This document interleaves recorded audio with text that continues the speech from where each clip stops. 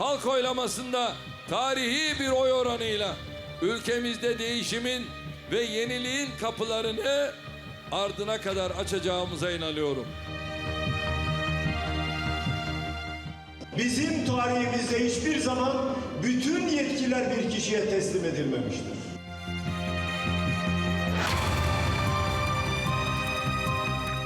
It was very difficult to come to an agreement with the Turks on this.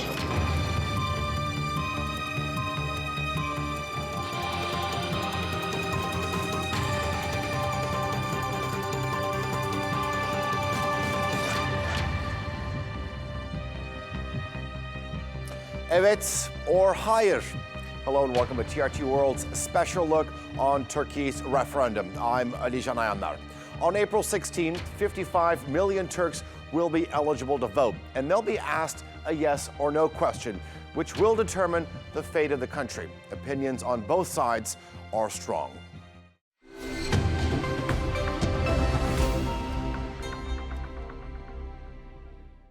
So let's start with taking a closer look at what the proposed changes are all about. At the heart of the amendments is the idea of transforming Turkey from a parliamentary system into an executive presidential one.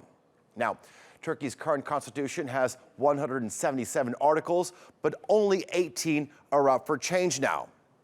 And at the heart of the package are changes to the executive branch. The president's current role of head of state would be expanded to include head of government. Now, this would also get rid of the current position of prime minister.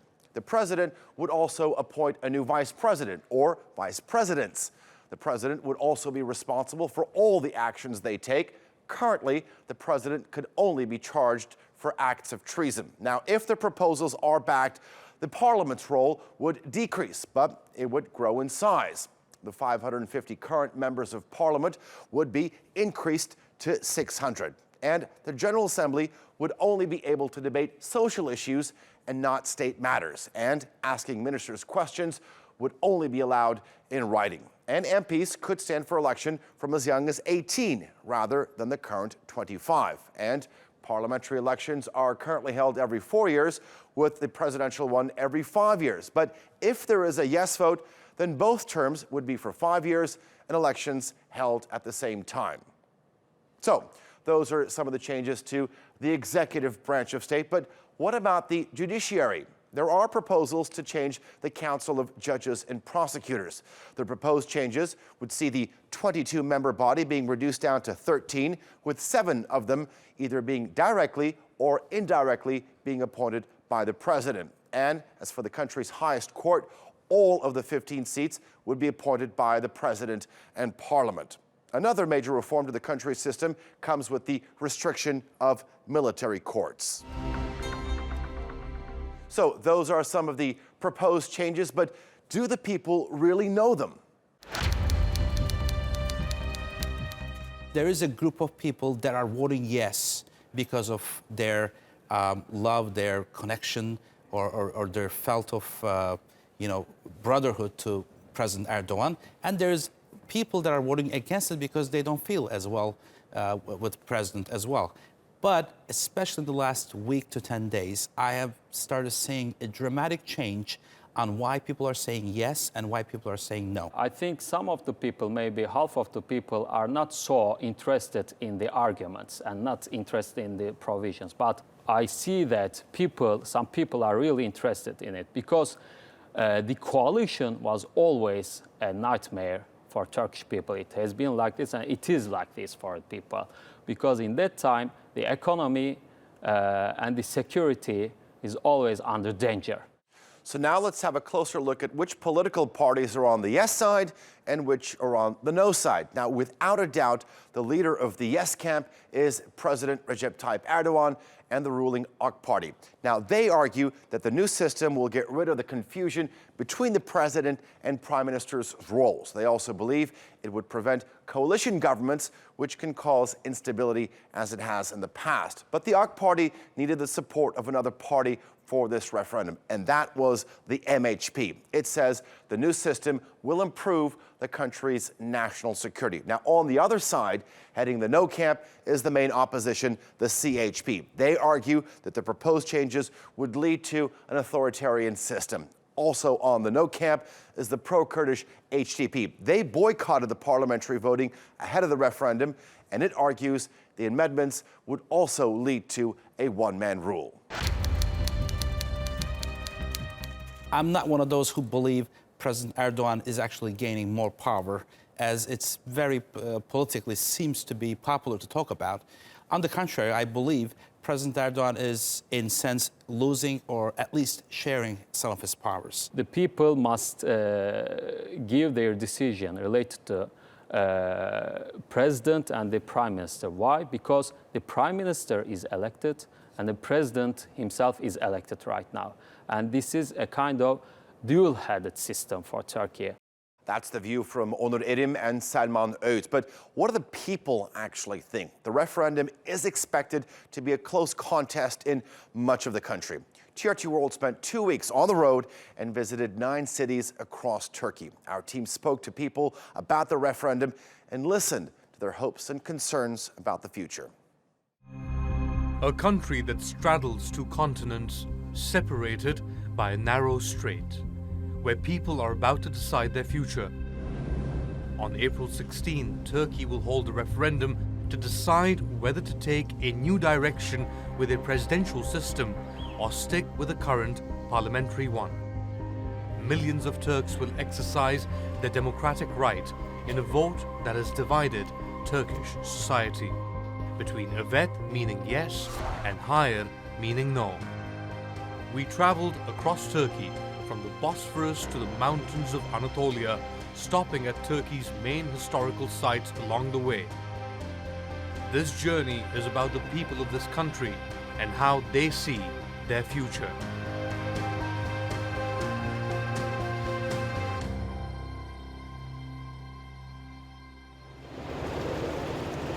Our first stop is on the Asian side of the Bosphorus, where we meet Remzi Etiz. The cobbler's eyes are set on the job at hand, but his thoughts are on voting yes in the referendum. Şimdiye kadar Tayyip Cumhurbaşkanımız her şeyin iyisi yaptı. Kimsenin yapmadığını o yaptı. Yani umarım her şey güzelini yapar o. Various political parties are jockeying for votes in Üsküdar. Volunteers do whatever they can to attract undecided voters and convince them to vote their way. Any given day, you see thousands of people that walk these streets. Today it's special because political parties have set up tents. You've got the CHP there, the AK Party and MHP have set up their tents here, and they're handing out flyers like this. For the AK Party, they're calling for a yes vote on April 16th. For the CHP, they're calling for a no vote. The question is, are these flyers resonating with people? And what do they think about the whole referendum exercise? We leave Istanbul and make our way south to the Aegean coast. The air gets warmer and a golden hue tinges the skyline. Welcome to Izmir, Turkey's 3rd largest city. The city prides itself on its secular tradition and its Turkish pride. Izmir is often described as a fortress of Mustafa Kemal Atatürk, the founder of the modern Turkish Republic, and for his followers, there's a lot riding on the referendum. İşgali ve işgal sonrasını yaşamış bir kent olarak demokrasi ve özgürlüklerin elden gitmesi olayına sıcak bakmıyor. Atatürk ilkelerine, devrimlerine sahip çıkmak istiyor ve bu referanduma büyük oranda o şekilde bakıyor. But the ideal of Turkish nationalism as articulated by Atatürk was also built on the suppression of other identities. There are many who feel they've been discriminated against. Groups like the Roma minority, for example, which for decades had limited rights. They've been living in the slum for generations. It's there where we met Ahmet Batırlı. He told us how the Roma suffered and how their voices were finally heard in 2001. 1923'te Türkiye Cumhuriyeti'nin ilk kuruluş tarihinden bu yana Romanlar hiçbir zaman anımsanmadı, yok sayıldı. Söylemiştir ya Atatürk, egemenlik kayıtsız şartsız milletindir. İşte bunu sözde değil, özde olarak gösteren tek liderdir. The vote can swing either way on April 16th. As we continue our journey, we're left wondering what direction Turkey might take. Our attention is soon diverted to this wonder of nature. It's known as the fairy chimneys. The otherworldly formations are the result of thousands of years of erosion. It's a nice break before our next stop, the capital. Ankara thrives on politics, and Turkey is run from here. Now the referendum has added a new layer of political intrigue and renewed rivalry between the ruling AK Party and the opposition CHP. For the ruling party, a presidential system is essential to realize Turkey's economic potential. Genel seçim veya yerel seçim değil, manası çok daha büyük. Ülkemizin önümüzdeki 10 yıllarını, 100 yıllarını etkileyecek çok reformist, özgürlükçü, rasyonel, akılcı bir hükümet sistemi modeli öngörmekte. But the opposition CHP thinks the referendum an unnecessary exercise, which will only hurt democracy. Yani Türkiye'nin böyle çok dar kalıplı kimlik siyasetine hapsolmaması lazım. Bunu aşması lazım. Önümüzdeki yıllarda, 10 yıllarda bunun üstüne çıkması, gerçek bir demokrasiyi oturtması, kimliklerin değil ama siyasi anlayışların, gelişmiş siyasi anlayışların mecliste temsil edilmesi lazım. The divisions in Ankara reflect those of people in towns and cities across Turkey. And so far in our journey, the vote seems evenly split between yes and no. But in southern Turkey's Hatay province, songs of unity and brotherhood silence the divisions. An interfaith choir sings to promote harmony among different faiths. All raise their voices as equal citizens of Turkey. Farklı kültürden insanlar kültürlerini aktarıyorlar diğer farklı kültürden olan insanlara. Bu da ön yargıları yıkıyor bana göre. Biz de bunları insanlara gene aktarıyoruz. Ön yargıları yıkmalarını söylüyoruz. Barış istiyoruz diyoruz. İnsanlara bir şekilde barışı, kardeşliği, sevgiyi, birlikte yaşamanın ne demek olduğunu göstermeye çalışıyoruz. İnsanlar bilmiyor mu bunu? Muhtemelen bilmiyordur. Bir yerlerinde bir eksiklik var demektir. It's a moment of hope as we continue our journey. The sound of unity is in sharp contrast to deep divisions. The road takes us to Eskişehir, a university town with many young students. There we meet a veteran journalist turned politician, Utku Çakırozer. He represents the opposition CHP and is confident of a no vote on April 16th. 17 Nisan sabahı bir evet sonucu çıkacağını düşünmüyorum. Hem Eskişehir'de hem Türkiye'nin geri kalanında gördüğüm bir hayırın, net bir hayır çıkacağı konusunda. Ama eğer bir halkımızın takdiri evet yönünde olursa tabii ki buna saygı duyacağız. Utku's words resonate with some students. Banu Biraktuk says she will vote no because she believes in a parliamentary system. Bizim geleceğimiz hakkında bir karar veriyorlar ve kendi geleceğimin eşitlikçi, layık, sosyal ve bir hukuk devleti tarafından yönetilmesini istiyorum. Umuyorum 16 Nisan'dan sonra her şey daha güzel olacak ve ülkece tüm problemlerimizi çözeceğiz. But even in the university town there are some who want to change the system. Şu anda mevcut olan parlamenter sistem yerine bu parlamenter sistemin sıkıntılarını gidermeye yönelik ve aynı zamanda bulunan vesayet kalıntılarını kaldırarak daha güçlü ve daha büyük bir Türkiye yolunda adım atmak için Cumhurbaşkanlığı hükümet sistemini benimseme yolunda bir tercihte bulunacağız. From the safe, liberal confines of Eskişehir, we turn towards a region that has had a lot of violence in recent years. A tense game of dama is being played in the center of Diyarbakır. The harder the block hits the deck, the more intense it gets.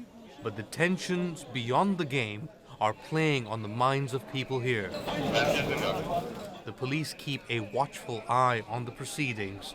The PKK terror group remains a threat a year after it was forcibly pushed from this area.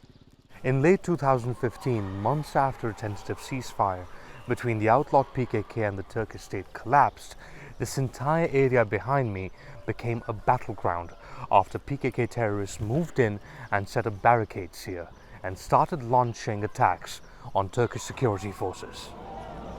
Tens of thousands of people were displaced as a result of the fighting. An estimated 60% of the Sur district was destroyed.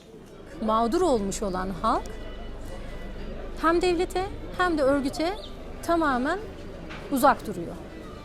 Yani daha önce HDP için oy kullanmış olanlar veyahut da hükümet için oy kullanmış olanlar şu anda tamamen kararsızlar olarak nitelendiriliyor. The predominantly pro-Kurdish and PKK-linked HDP won elections from Diyarbakır in 2015. But since then, its leaders have been imprisoned, including Selahattin Demirtaş, who's accused of supporting terrorism and the PKK. People in Diyarbakır say the HDP has largely been inactive in the referendum debate here. Ben burada vekil seçmişim, vekilim yok. Belediye başkanı seçtim, hiçbiri yok. Niye evet diyeceğim? Anayasayı okuyamıyoruz, anlatmıyorlar ki. Neyine evet diyeyim yani? But Adil Aydın, who sells cheese and olives in Sur, will be voting yes, because he thinks a yes vote might give the peace process a chance. Evet olursa inanıyorum ki çözüm sürecine tekrar dönülecek. Barış masasına tekrar dönülecek. Tahminimiz bu yönde gösteriliyor ve herhalde yanlış olmazsa bazı adımlar yavaş yavaş atılıyor. The referendum offers hope, but peace remains elusive. With this in mind, we leave Diyarbakır and head north towards Kars. The 9-hour journey takes us through rolling hills and running streams. This part of Turkey is untouched by the bulldozers of progress. If it wasn't for the road in front of us, we might as well have been traveling back in time. But our destination is Kars. A few buildings reveal a Russian influence. The town was in fact occupied by the Russians in the 1800s and was retaken by the Turks only after World War I. There, dozens of tea shops or chai ocağı line the streets in the center of the city. Inside, we meet a group of men who aren't aware of the feverish divisions the referendum has induced elsewhere. Ya referandum şimdi bu kadar bir önemli bir şey değil ki kardeşim. Sen Cumhurbaşkanı olmuşsun, Başbakan olmuşsun, şey yapmışsın. Yani şimdi bu şeyleri yaptığın zaman biz anlamıyoruz ki nedir bu referandum? Evet mi desek, hayır mı desek? Evet desek niye dedik? Hayır desek niye dedik? Kars lies at the edge of Anatolia, and beyond these mountains is the Black Sea. It's where we're heading next. After a few hours of driving, the sun rises. We arrive in Trabzon. The city was a Byzantine colony that was before the Ottomans took over. People sell their catch, as they have for many millennia. But now there's talk of change. And most of the fish sellers seem to have decided which way to vote. Bu süreci evet olarak nitelendirip ülkemizi iyi yerlere getireceğiz. Bizim hakkımız bir evetimiz var, onu da vereceğiz. Gerisini artık Sayın Cumhurbaşkanımız yapacak. We've been circling around Turkey for 2 weeks now, and our journey is coming to an end.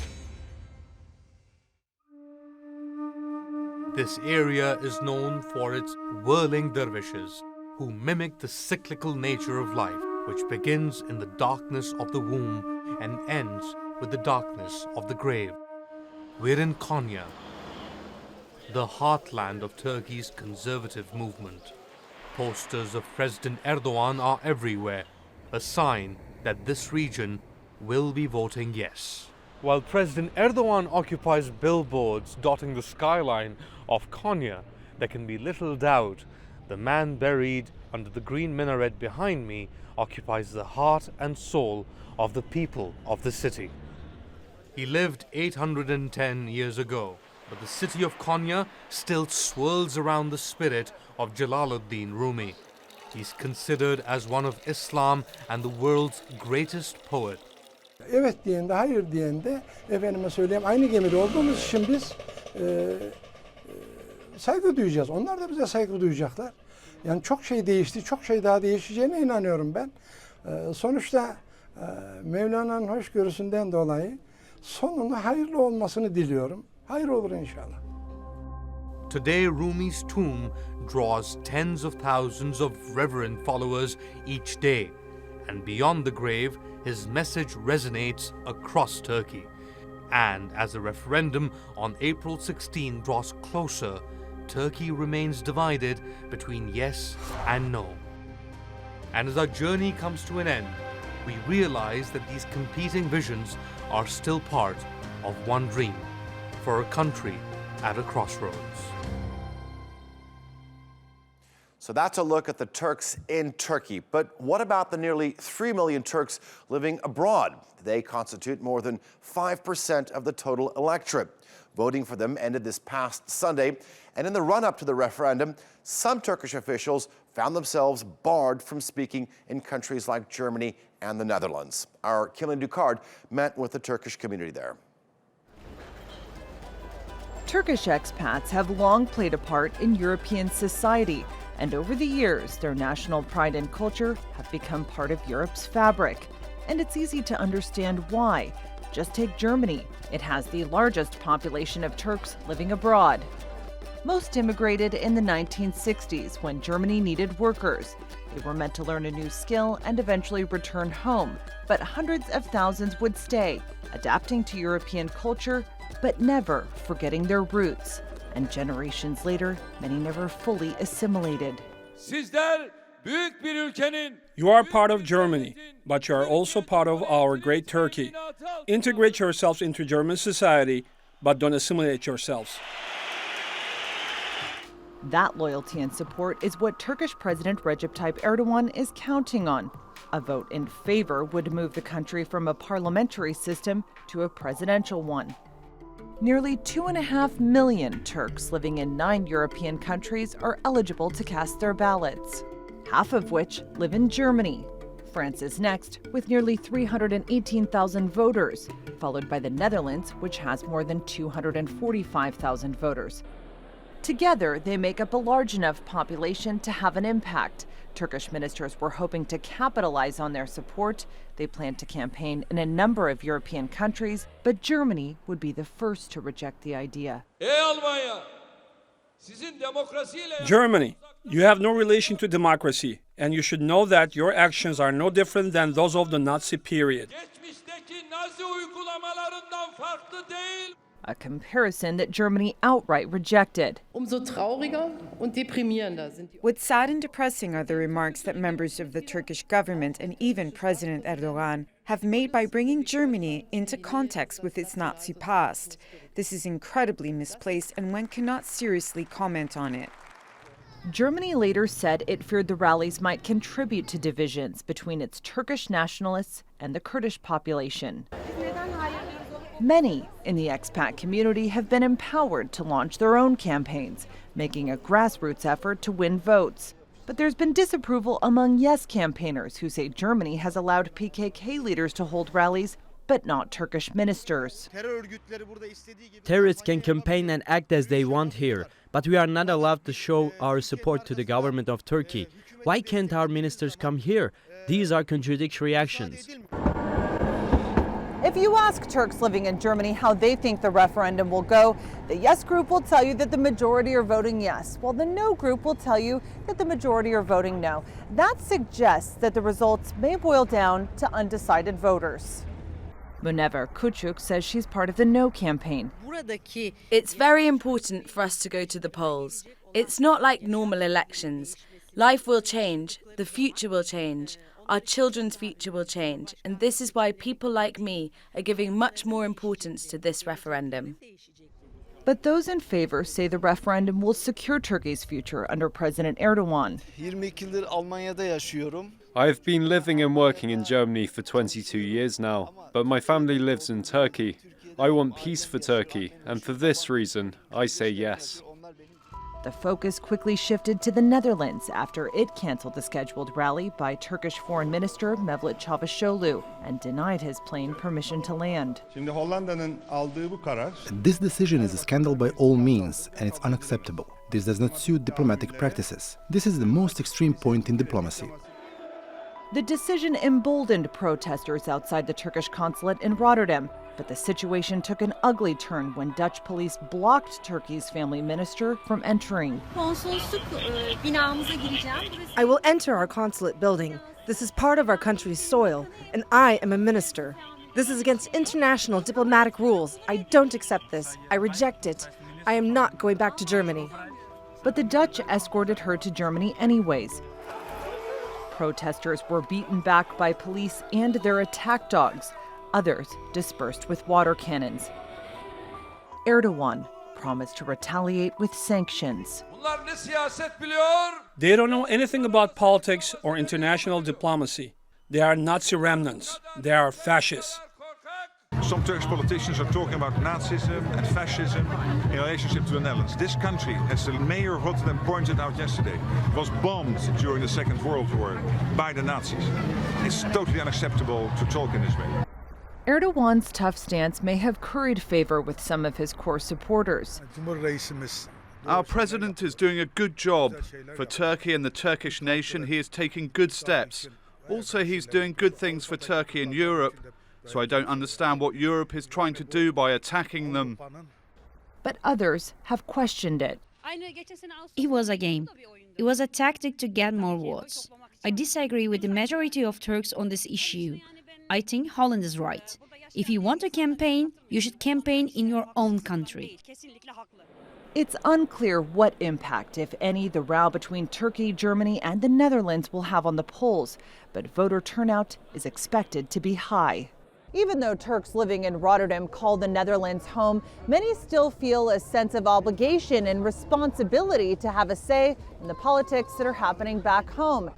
Most European Turks have historically voted for conservative parties, but public opinion in Europe over the referendum appears split, and taking sides has become an argument about choosing the right system for a better Turkey. Kilmany Dukart, TRT World. Well, that wraps up our look at the upcoming referendum. Do stay tuned to TRT World for more special coverage on Turkey's choice. And do join us live on Referendum Day for our exclusive coverage across Turkey. We'll also be on Periscope, Facebook Live, and YouTube. And, of course, we'd love to hear from you. So do join in on the conversation with #Turkey'sChoice. Thank you, and we'll see you again on Sunday.